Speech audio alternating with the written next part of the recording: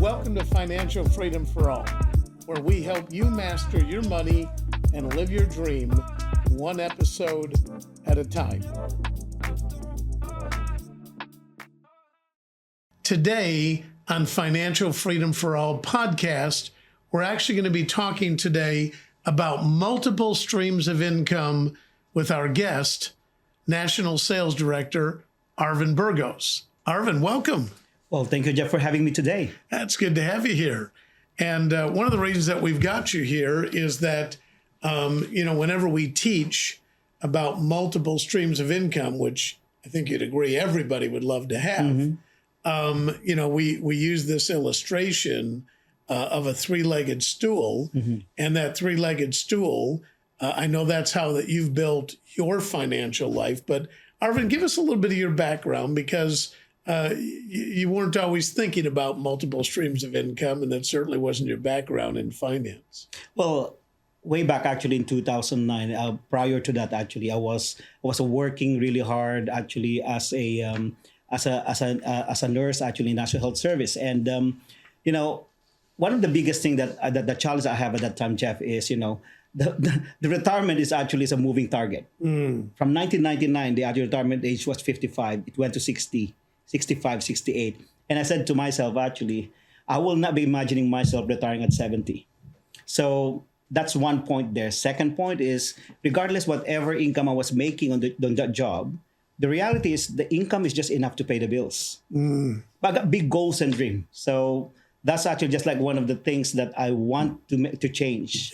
Because I know how to work hard, but the reality is I'm actually spending lots of time working on that job, but the income that I was making is just barely enough to pay the bills. Yeah. And so at NHS, I know that you were a surgical practitioner doing heart surgery, wasn't it? Arvin? Yeah. Well, it's a high skilled position that I was doing, because I trained junior doctors to do cardiac surgery. I was licensed by the Royal College of Surgeons to do that. And on the top of my nursing career, I was building a specialist skills to train junior doctors in one of the biggest hospital in London, cardiovascular center in London. That has to be stressful. It is exciting at first, but as you skilled up on that job, it became stressful, because the consultant is giving you all their job now. While you're finishing their cases, they go home. While I stayed there until 9, 10 in the evening, just to make sure the their patient will be in the same, in a better position before we leave them. So if I'm hearing you correct, you're in this. How long were you working in the medical field? I arrived here in the UK in 1999 as a nurse, and after 4 years, I was an anesthetic nurse to start with, and after that, I started working and training with the NHS as a surgical care practitioner in 2006. 2006 until actually 2009, really, when I was in my full swing of my career at that time. And I was so busy. And in 2009, somebody invited me to a presentation. But by the way, Jeff, that particular invitation came 2 years earlier, prior to 2009. Wow. So the guy actually, one of my friend, Kuya Jean, inviting me from that business opportunity meeting that they're saying from 2007 to 2009. And the reason why I cannot go, because I was so busy. I was so focused on my career. How many hours a week were you working? Well, average probably around 60 hours, because I have got on calls as well. Sometimes the consultant will call me to cover their shifts as well. Okay, so it's actually more than that, really, but an average 60 hours a week. So it almost sounds like you're sort of working so hard and kind of internally, intuitively, this is not what I want to be doing until I'm 70 years old. But you didn't have the education or the knowledge to be able to really have the financial knowledge. So how did you kind of start into financial education, and what got you thinking about multiple streams of income? Well, one of the biggest thing that happened to us is I was working full time in the NHS, as I've said. Genevieve is working, my wife working full time as well in the National Health Service. We got a full time nanny at home. One night, Jeff, you will believe it actually that you probably won't believe it that my son Gavin can speak Polish at the time. Wow. Our nanny is a Polish lady, a wonderful lady that we have for many, many years. But one of the things that Genevieve said to me the first time that we heard that Gavin can speak Polish is, my son is genius. And I was scratching my head and I said, he cannot even speak our native language. So just like struck me that evening that, we spend many, many hours working very hard to build our young family, but we're not giving actually the time that my young family deserve. So this is just an eye opener for me. I said we need to do something about it. We cannot push this for until forever. So yeah, that 2009. Kind of like a wake up call. Almost. Absolutely, it's a wake up call really. So I was looking already at that point of what can I do, because I can go to the next promotion probably. I need to wait many, many years, or probably I always say jokingly, for my next promotion to come in, I need someone to die at work, or someone actually who live before I can go to the next promotion. And but realistically, one of the things that I really found out on that particular evening is we work really hard, spend lots of time working to build a family, hoping a nice future, but the income is just not enough. How old was Gavin at that time, approximately? Approximately around probably 2 or 3, between 2 to 3 years old. Well, what's sad is many people never wake up to that. So they're in this rat race. And all of a sudden, the kids are 19 years old, and they have no relationship with the kids. And then from then, I mean, it's kind of spoiled after that. It's really hard to mend that breach. So hats off to you and Genevieve that you said, okay, this is something's got to change here. Yeah. So, talk to me a little bit about multiple streams of income. What does that even mean? I mean, how does this three-legged stool tie in with your philosophy? Well, again, one of the most popular probably, saying that we all been listening for many, many years about investing is don't put your eggs in just single basket. And if you're just working on one source of income, for example, the job that you do, you're putting all your eggs in one basket. So which means there's no security there. So Genistar have provided me the opportunity to actually learn about financial education, to empower me to choose the right choices for my money. Because at the end of the day, it's not about the income or the job that we're doing. It's more on financial education. So one of the things that you said for many years, Jeff, is you need to diversify the source of income there. So we got three-legged stool, as you can see on the screen there. And again, if you can show that one actually, guys, what's the three-legged stool there? You need to have actually a continuous source of income. Probably that's the job that you're doing right now, because in my case at the time, it was actually the job just to pay my bills. But in this particular aspect, I was going to go now actually with your business, which is a Genistar business. So this was kind of your first thing that you did. Absolutely. To build that. So you kept your full-time job. So that paid the bills. Yeah. Right. Yeah. But then the middle stool there, the middle part of the stool, is you began to build a business outside of your full-time job. Yeah. So that Genistar business actually created me a continuous cash flow, whereby I can keep my job to pay the bills and save money for my emergency fund to start with, to pay some of my debts, and start investing actually on property. And that was the second one there. The property actually something that I really like to have. I was having I got a residential property at that time, but I would like actually a continuous passive income. And that's a property investment that that I started as well. But I will not be able to do that without going to the first leg there with my Genistar business. Yeah, because someone wants to get in the property market, the biggest problem. What's the biggest problem with property? Again, the biggest problem for most people is the capital, Jeff. Yeah. So that deposit. Absolutely. In today's term, probably, someone needs to around have 60 grand to average to a 20% deposit really to what is the property price. And if you're talking about London properties, that's about 60 to 70 grand a year, which most people do not have, because people nowadays barely have emergency fund. Yeah, I think most young people today probably have sort of almost given up hope that they could ever even be able to get on the property ladder. Whereas here in your Genistar business part-time, how long were you part-time? I joined Genistar in 2009, part-time until December 26, 2014. So I'm turning 10 years full-time actually in Congratulations. Genistar. Yeah. So about 5 years. Yes. Yeah. And during that time, if you don't mind me asking, how much money did you accumulate so that you could buy some properties? Well, on average, probably on a yearly basis, Jeff, I cannot be exact on that one, but between 30 to 50,000 a year, that was actually earning on my Genistar business. Yeah. So where will I put that money? Somebody, a wise man told me, go to the property because the property will give you actually a cash flow, a passive cash flow that you can get started really to build.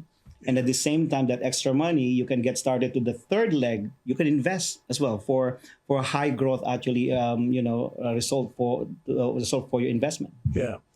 So Arvin, if I was, let's say, a person just wanting to get started, where would you suggest?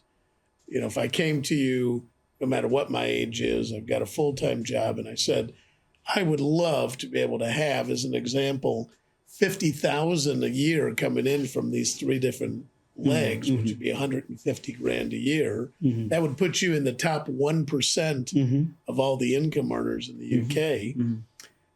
It sounds like a pretty big thing to try to accomplish. Where should I get started? Well, the start of my own financial journey, Jeff, is when I was a client with Genistar. They've done a financial plan for me. You need to know where you are really, because you don't know where you're gonna reach your destination if you don't know where's the starting point. That's right. And the financial plan that we provide with our clients, just like what they did to me, they showed me where I was. I was in debts. There are lots of money going to debts, servicing all the income that I was making going to debts.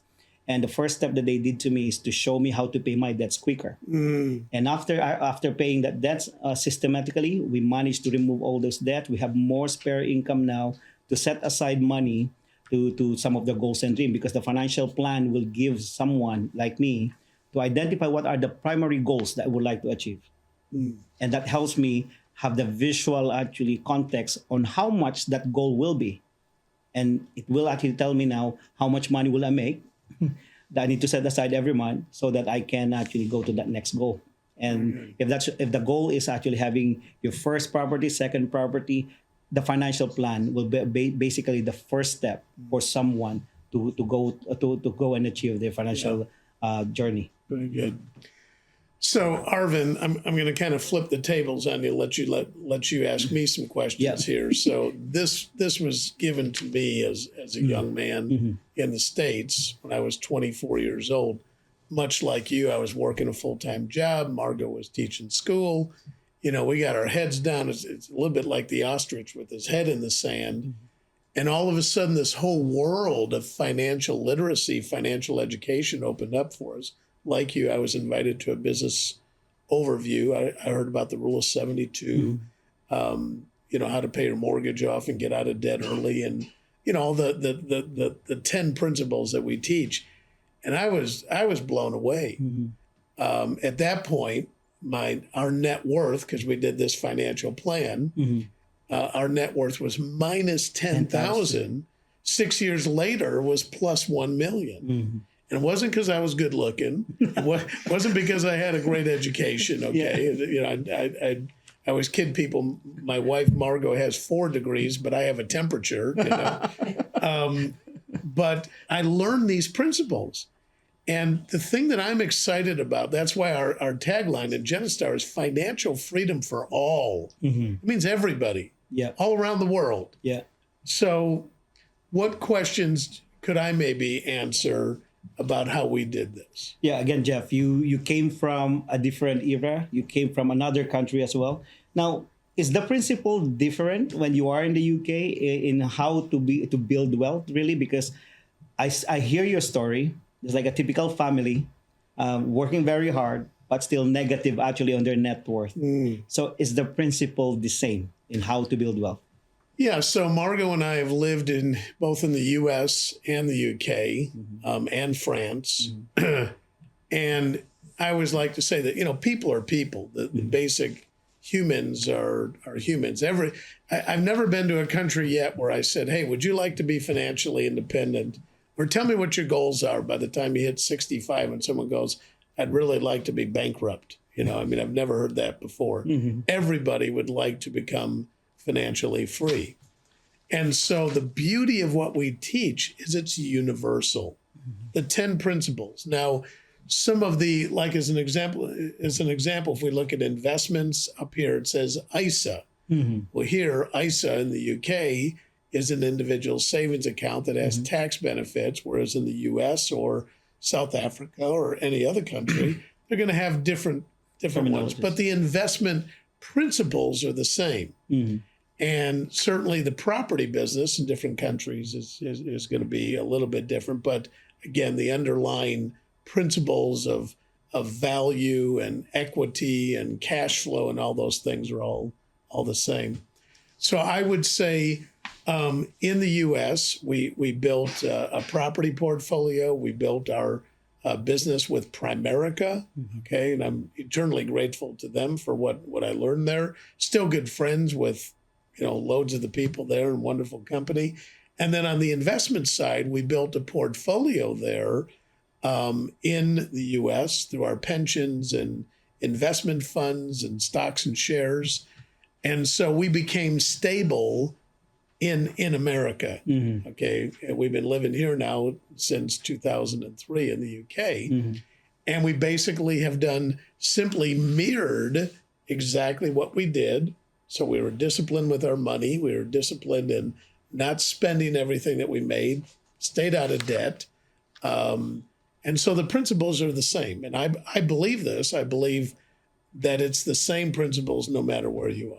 Well, let me just actually remind you, one of the principles that I've learned from you, Jeff, is, the more income that you make, the more you tighten your belt. And again, it's just actually very powerful, especially for those people who are starting, because one of the danger, probably you agree with me, Jeff, that when they have extra income, they upgrade their lifestyle. Yeah. And that's why most people actually fail probably in the first few years, because they actually don't have the principle of that principle that you shared to us today. Yeah, I remember many years ago, Arvin, someone, Art Williams, who used to talk about, you can either pay now and play later, or you can play now, so go spend all your money, play now, and pay later. Yeah. So I know people that are at retirement age now that literally are living on social insecurity. I mean, Social Security, it is social insecurity, and it's not enough to live on. It never was meant to be enough to live on. Okay, yeah. So becoming financially independent, becoming a millionaire or a multimillionaire, it wasn't luck. It wasn't winning the lottery, but it was a very defined plan of discipline and doing the daily disciplines that determine where you end up at. Absolutely. So, Jeff, we have actually the three-legged stool here, and as I heard from you, when you started your property portfolio, you got the business starting first. Is that right? Yeah, 100%. So I had lots of people talking to me about, and saw people that were a little bit like a magpie. You know what a magpie bird is? Yeah. And every little shiny thing they go after. Okay. I was taught from Art Williams, build one stream of income. And that one stream was my business that generated to me a six-figure income. All right. So that gave me the stability.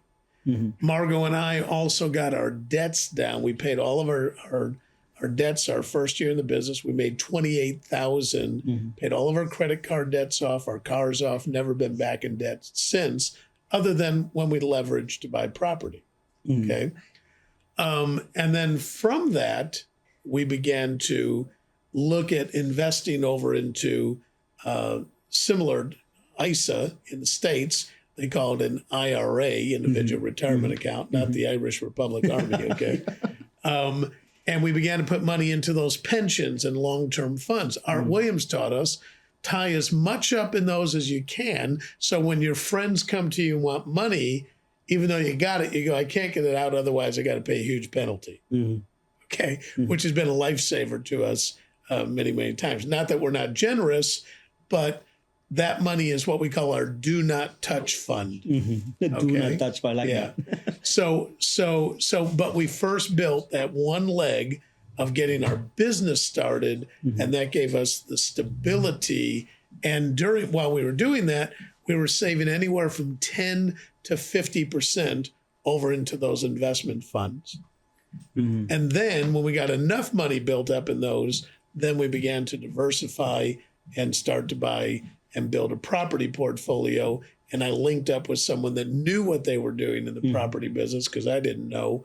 And I made some mistakes in the early days, made some mistakes about property just because I was naive. Yeah. Well, same here as well. You know, we learn from our mistake, and again, one of the best thing that Genistar can do is actually we have the expert ready. Can you tell me and tell the listeners what was the biggest financial mistake that you ever made, if you don't mind sharing it? And if you could go back and tell your younger self, don't do that, what would it be? Well, my first property, Jeff, first investment property that I did, because I thought I can save a lot of money if I manage it myself. And the reality is you are managing people. You are managing, it's a human thing that, you know, I'm not good in DIY. So every minute, just imagine this, just for changing the bulbs or whatever, I need to run there, actually change the bulb for my tenants. So that is my biggest mistake. And I don't want to, I was actually nearly, you know, giving up on property investment because I don't want to be in that kind of stress. You're wearing yourself out. Yeah, because I got my full-time job, right? I got my Genistar business. Then I started this. I was so excited. I got my first tenant there, but it's actually one of the things that we call terrible tenants or the monster tenant that we have. But, you know, if I will do it again, I will be actually getting an expert. I will be handing over actually to a state agent to manage that, because nowadays I don't manage it anymore. I don't mind paying more because I've got lesser stress, because the strategy is the rental property that you have is just actually, you know, what the objective that I want there is to get a capital appraisal on the property, not on the cash flow anymore, because my Genistar business is giving me the cash flow. And my biggest mistake is that managing your own rental property. I've seen landlords, which I think this is what gives real estate a bad name. I've seen landlords just squeeze everything that they can out of a property instead and be so tight-fisted. You know, it's funny whenever our estate agent calls us up and says, you know, this needs to be fixed. What do you want to do? I said, well, fix it. I mean, that to me, the tenant is paying the money, and it's my job as a landlord to keep the property updated and keep it nice. You know. And so, I've seen people do that where they're going to you know, listen, if that's what their specialty is, if they're a handyman and that's, you know, great, do it. But I'm like you, I hardly know which is the right side of the hammer, you know? And so I let someone else manage our entire property portfolio, and it's building wealth, and it does have positive cash flow. But, you know, there's, again, something I learned from Bob Safford Sr. years ago. When he was poor, he went to a guy and said, what can I do to become a millionaire and do it honestly? And here's what the guy told him. And I hope that our listeners will write this down. He said, find an expert in whatever it is that you want to do and then copy them. So when I met Bob, I said, Bob, are you an expert in this business? He said, yeah. I said, well, I'm going to copy you. He said, copy me and you can make millions. Absolutely. And so I just became coachable to what he said. Well, I understand actually what you said a while ago, that, you know, that the landlord are trying to squeeze as much as they can, because look, just in experience, Jeff, actually, the interest rate actually went up from 2% to 5%. And if you convert that actually for a typical mortgage, if you're still paying a mortgage on that property, that's approximately £400. That will be actually removed from your passive cash flow if you're running actually a property.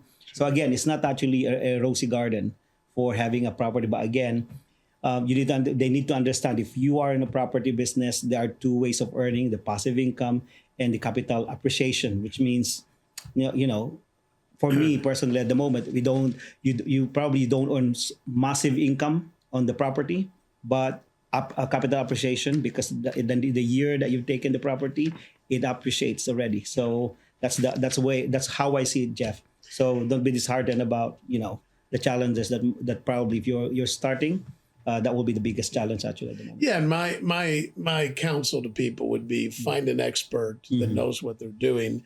That's why in our business we have two companies that we work with that, we're like a GP when people come to us. We look at their holistic finances, and if they need a mortgage, we introduce them to a mortgage advisor and that we have. If they need home insurance or investments or property, whatever, wills and trusts, then we have experts internally, much like a GP would go, you need surgery or you need, a specialist in that. And let me tell you about my biggest train wreck. Yeah. Okay. Because I think sometimes people listening, they go, wow, the guy became a multimillionaire. He must not have made any mistakes. Life was just, nice and smooth. So as I look at this three-legged stool, investments, pension funds, investment funds, property, rental income in our business, it's amazing, Arvin, how once you start accumulating some money, people know that you're a millionaire. It's like moths to a light. I've never seen so many proposals to me, and 9 times out of 10, it's one of these, get rich quick things. Okay, but I invested in 2 businesses that I knew the people; they were credible people, and I thought I had all my facts and all my figures. The problem was I didn't understand their industry, so I was investing in them, and in both businesses, they both failed. Now, they came to me as they were struggling and said, how can we get this business on the right track? I don't know, because I've been in financial planning, financial services my entire career, ever since I was 19 years old. So the problem was I couldn't tell them how to dig their way out. And so we lost the entire investment in that. Wow. Now, in my book, Against All Odds, I talk about that was a very expensive university degree, okay? But what I learned from that is if you don't understand whether it's investments or property or the business, or in this case, a diversified business I was investing in, if you don't fully understand it, you probably are better off to just not do it. Okay. Missed opportunities. Yeah, you may have a few, but I'm a little bit like there's a philosopher in America. His name was Will Rogers, who said, I'm not always interested in the return on my money. I'm interested in the return of my money. And I think oftentimes people are looking at some sort of how you can double your money. Okay. I'm going to put it into cryptocurrency. Okay. And I have nothing against cryptocurrency. I just don't know anybody that's made any money with it. Okay. Everybody that I know that's approached me, I've come back to them 1, 2, 3 years later. Actually, I take that back. I have one person, a nephew of mine, who actually did very well with it. But you got to know what you're doing, is my point, is don't just take your financial life and put it in the hands of someone else. To me, that's the biggest mistake that you can make. You read about it all the time, these sports stars that have entrusted a financial advisor and then they run off with their money or something, So it's not that an advisor's bad, but make sure that you understand what the heck you're getting into. And don't just go, yeah, I trust you, here's my money. Understand, ask the questions, and don't be scared to dig into the real facts. I love a proverb that says, a wise person gets all the facts before they make a decision. Well, again, going back actually to, I've read an article before as well, Jeff, that there are lots of people who won the lottery, millions of amount of money, but after a year or two, they went back to where they started. And again, it boils down to the financial education and the knowledge that you need to learn. By the way, Jeff, so we identified that the challenges sometimes is actually the lack of knowledge. Second is actually the lack of funding. Now, how about the time? Because some people actually, when we talk about opportunity, people said, I don't have time. So how are you going to actually, run through with us, how are you going to actually manage time so that, because the biggest challenge most people is time. Once is the lack of knowledge and lack of funding. So what's the time for you actually? How do you actually, find a solution to go over that time challenge, which majority of people have at the moment? Yeah. So as I look back in my career, when I first started doing what's equivalent to Genistar, would have been Primerica in the US. I was working a full-time job, working 40, 50 hours a week. And I remember I said, I don't have time. And the guy said to me, how many hours a week do you watch television? Yeah. And how many hours a week do you? So we looked at our schedule, and he said, all I need is 2 evenings a week, 6 to 8 hours. So it goes back to discipline, So I carved out those 2 evenings a week.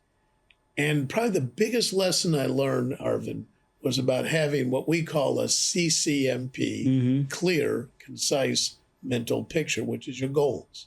Because when you have a goal, you will get motivated, and you don't need as much sleep, and you don't need television, and you get more focused on accomplishing something instead of wasting your time, okay? So the very first thing that happened is Margot and I started learning about goal setting. Someone gave us the book, Think and Grow Rich. And we read that and we said, aha, we got to get our goals together. So we got our goals together. And that very first year, we made enough money to be able to pay off our debts. That was our CCMP, our clear, concise mental picture.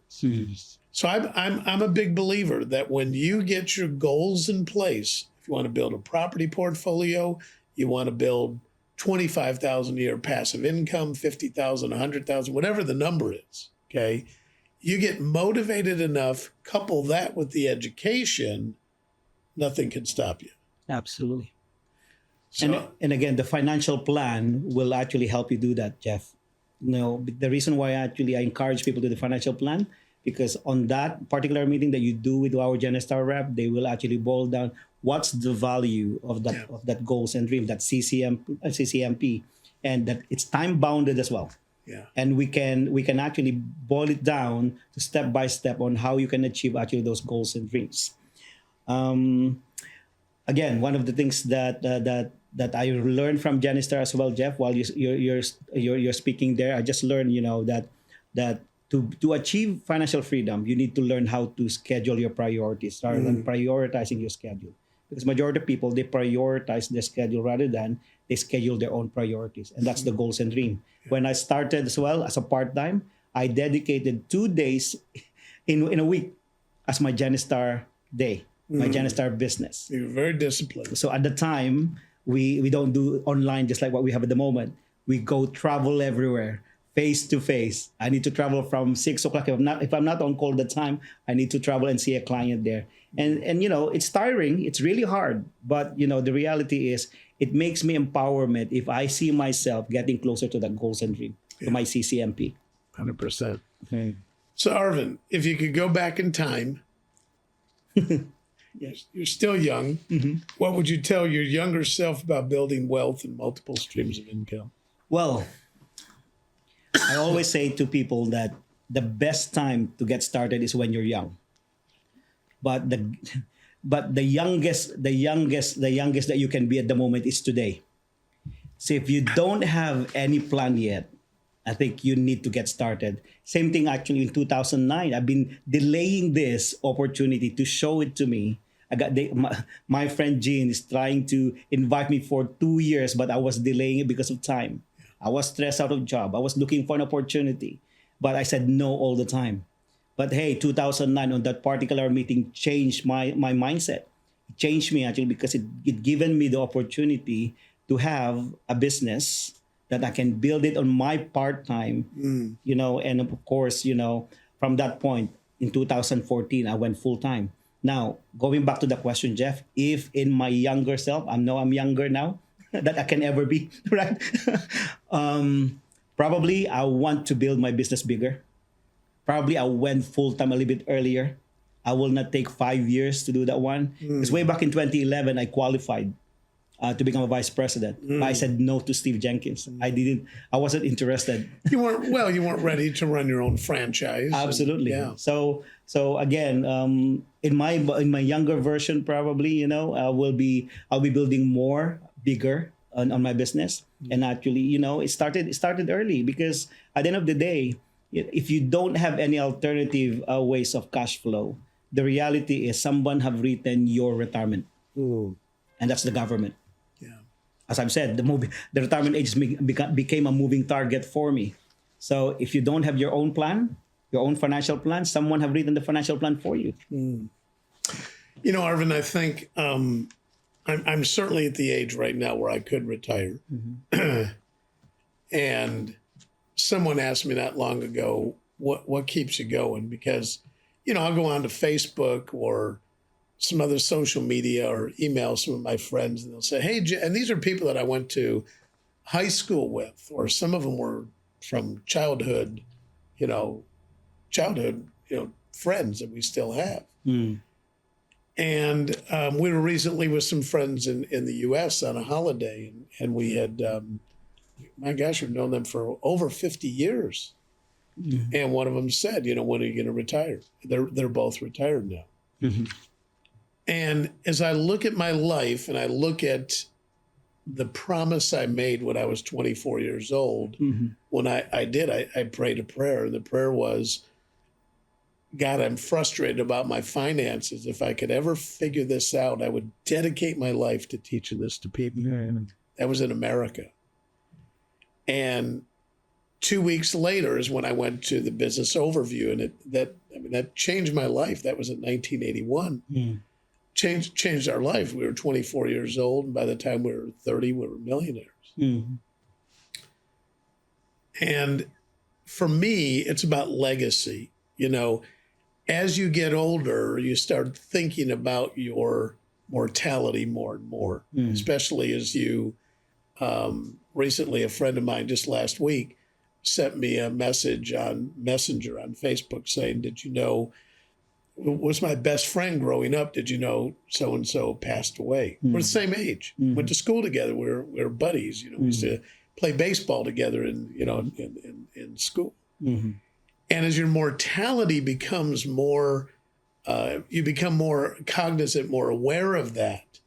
And you say, I want my life to matter. I really do. How many lives can I affect? I know that we have tens of thousands of people in America that we've helped change their lives for the better. I know that we've got tens of thousands here in the UK. We've been living here now since 2003. Of lives that we've bettered, both in our business as well as our clients. I agree. We've now just entered into South Africa. We have a global vision that our tagline, financial freedom for all. And I believe this with all my heart, Arvin. Someday we're going to go to the Philippines. Someday we're going to take the message of financial freedom to the Philippines and the rest of Africa and all around the world by being able to network and build a global network of people that are really teaching people that are honest. I like to call it giving people a PhD, proper, honest direction when it comes to their money. And so I'm excited about the future. Again, at an age right now, I'm not 98 years old yet, but I hope that I can continue in some capacity to be able to share the wisdom that we've learned, because my mentors at 24 years old taught me how to become financially free. And I think part of that is to pass it on forward and to remain grateful. And so I appreciate you as a leader, because you've got that same heart, that same spirit, of integrity and really wanting to raise up other leaders that are able to teach this to other people. So thank you. Well, we should be saying thank you to you, Jeff, because without you and Margot and the founders, actually, we are not in the position where we are at the moment. We will be probably still working 60 hours a week, right? Both of us will be working 60 hours a week, and I don't know where we end up really. And talking about retirement, actually, I think there's no retirement on what we do, because your mission needs to continue. And whatever age we are actually in our business, there's a place for you here, because at the end of the day, it's our mission to help people to achieve a better financial future, one financial plan at a time. And what a very powerful tool that we can impart to other people, especially in our community. And our community, Jeff, already, probably you will see many people in different walks of life work really hard, striving to have a better quality of life on their family. But, the income is not just enough. But Genistar have given them actually a hope that they can achieve that. We got some housekeeper who became actually a vice president.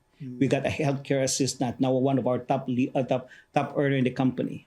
We got actually, different people, actually nurses, teacher, doctors, they have actually found Genistar as a vehicle for them to achieve financial freedom because of the vehicle that we provide with them. Arvin, like anything, money, I've heard people say, well, money doesn't buy you happiness. Okay. And I heard somebody else say, yeah, but it sure does help you enjoy your miseries. Okay. You went, I know that you and Genevieve have went back to the Philippines, many of our Filipino leaders. In fact, many of our leaders throughout the company. I think that's one of the beauties of our business is we believe in helping others.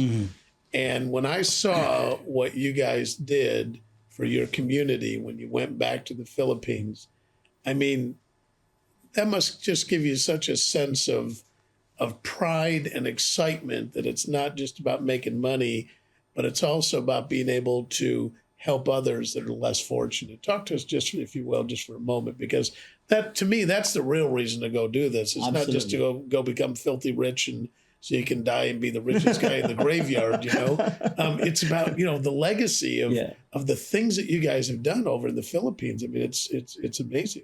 Well, again, one of the reason why there are lots of immigrants from Philippines, from different parts of the world. Name it, any country, there'll be a Filipino there, and the reason why, because we got the heart of helping our families, helping the people that's dear to us, and that's the reason why probably we work really hard. Even we sacrifice the lifestyle that we have here, we need to send it back to the Philippines, whatever money that we have, and Genistar have provided us to do that in a multitude level.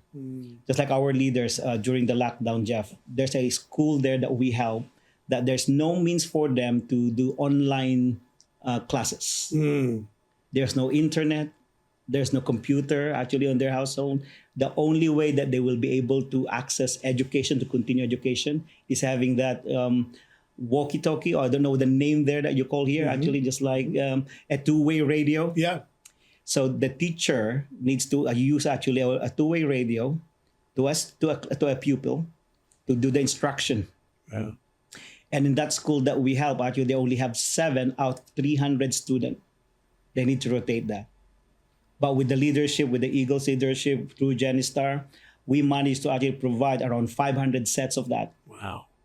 And at this moment, even there's no lockdown, the community help use that particular two-way radio now for emergencies. Isn't that exciting? Just like this year, this month actually, Jeff, 4 typhoons came across the Philippines. No internet, no actual electric during typhoons, but they use the two-way radio to actually coordinate the rescue that they need to do. So that's legacy. That's legacy. Yeah, where you're touching people's lives on the other side of the world while you sleep.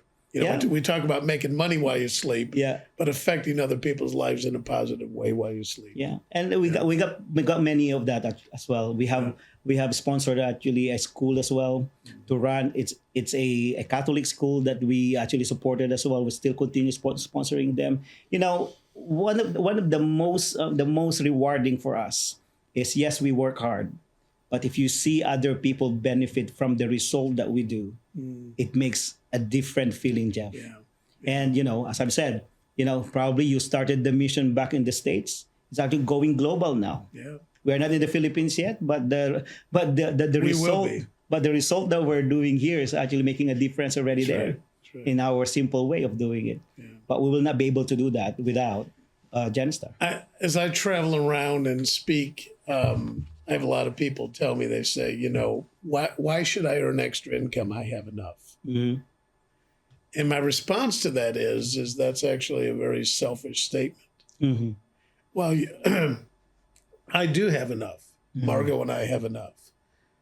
But there are so many needs, and I can't, if Elon Musk gave all of his money, all of his billions, still wouldn't solve the world's problems. And so I can't do everything, but I can do something.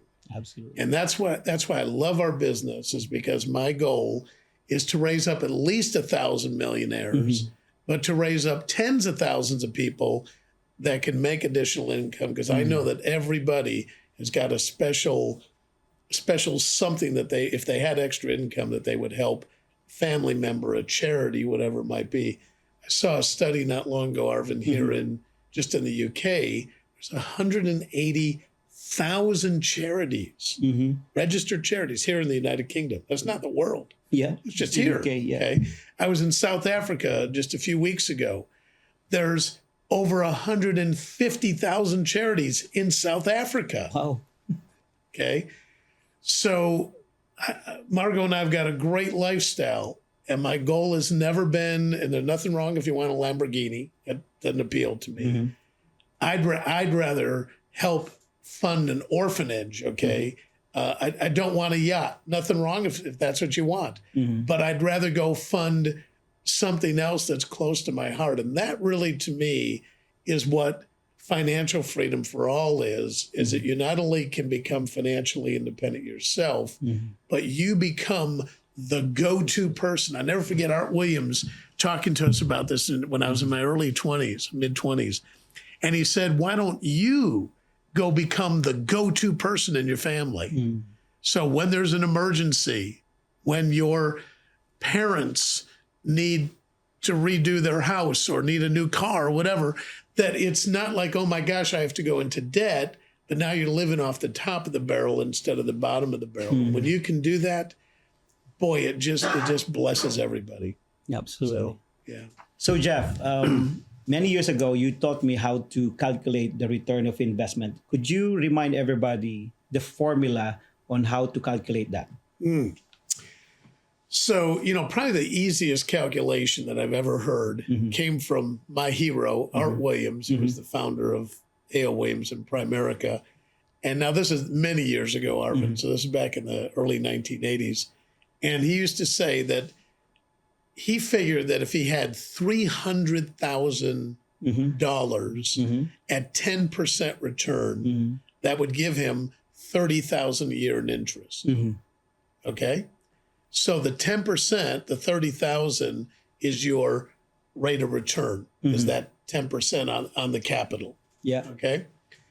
So that's kind of on the investment side. So if you've got, inflation, instead of 30,000, you probably need 100,000. So you probably need £1 million. We're here in the UK doing this.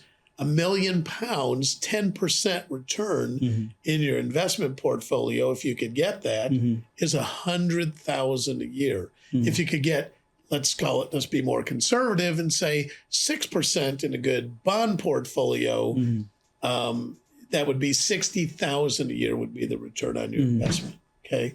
Now the beauty of property is that you can leverage it. And so I'll just use these numbers to keep it simplistic. Let's say you have a property that's worth $250,000. You put 20% down, which is $50,000. So your mortgage is $200,000. Okay. But your only investment was actually on the $50,000. That's right. Right. So there's a couple ways to figure it out. Let's assume that you're getting 5% return on your on the 250. Yeah. So you'd take 250 times 5%. I believe that would come up to 12,500 pounds. Okay. So you would go, wow, I'm getting a 5% return on the total value of the property. Does that make sense? Yeah. Okay. But in reality, what you're doing is you're actually getting 12,500 on the 50,000, which is a 25% return on your actual investment. Now, you have to pull your mortgage out, your expenses, everything else. But that's the beauty of getting into the property business, is that you can leverage it. Now, eventually, my suggestion, some people may not agree, but my suggestion would be pay those mortgages down as quick as possible to where they could be debt-free. So now you're getting the full 12,500. And when interest rates do go from 2% to 5%, you're not getting squeezed like most landlords are. Okay. Now, does that explain both of those? Okay. On the Genistar business, you think about this, the initial investment to get licensed with us is less than 200 pounds. Let's just call it 200 pounds. Yeah. Okay. So a person can come in, cost them, they got to do background checks, they have to go through an exam. It's all online. Okay. If they study for it, they shouldn't have a problem. But it's 200 pounds to do that, and then their time. All right. So that 200 pounds, many times will have people that are team leaders that are making 1,000 pounds a month. Certainly that's very, very realistic. Okay. Our top part-timer last year, I believe, was somewhere between, or it was around 55,000. Yeah. Part-time. Part-time. They paid the same 200 pounds. Okay. Now, if somebody pays 200 pounds and they don't do anything, then your return is actually a negative return. It's minus 200 pounds. Yeah. Okay. But let's just say, let's keep it realistic. And let's say that you made 12,000 pounds your first year with us part-time. That would be for 6 to 8 hours a week of actually meeting with clients and, and actually doing what we do as far as coaching and teaching people. Okay. So that 12,000, the way to figure it, we'll just get our calculator out and we can show this up on the screen, I'm sure also. So what you do, let's go back to the property. Yeah. So if you're making 12,500, you divide that into the value of your property, 250,000, and that equals a 5% return. Okay, let me go back through that again just for people. So on the screen, 12,500 is your annual income. 250,000 is the value of your property that you've purchased. Okay, that's the purchase price. So you divide the income into the actual asset. Yeah. That equals your rate of return, which is a 5% return. Absolutely. Okay. Now, just as a side note, property in the London area, you're probably going to be getting a 3% return on average, versus if we have properties up north, our average up there is somewhere between 9 and 11. Yeah, 9 and 11%. Okay. That's on the cash flow, if you will. So if I made 12,000 pounds on your Genistar in business. Genistar, I divide that into 200. You know what, Arvin? I'm not even sure what the return on that would be, because, I'm not even sure what. I mean, well, again, one of the things that most people actually hesitate to go to a business, Jeff, is the capital, right? So having a business in Genistar with the 200 pounds approximately, we have a return in your first year approximately between 500 to 1,000 pounds. It's no brainer really, because you said before that an average business can only break even between 3 to 5 years of that business existing. And in Genistar, in your first month, your Genistar business actually earned already on your first month.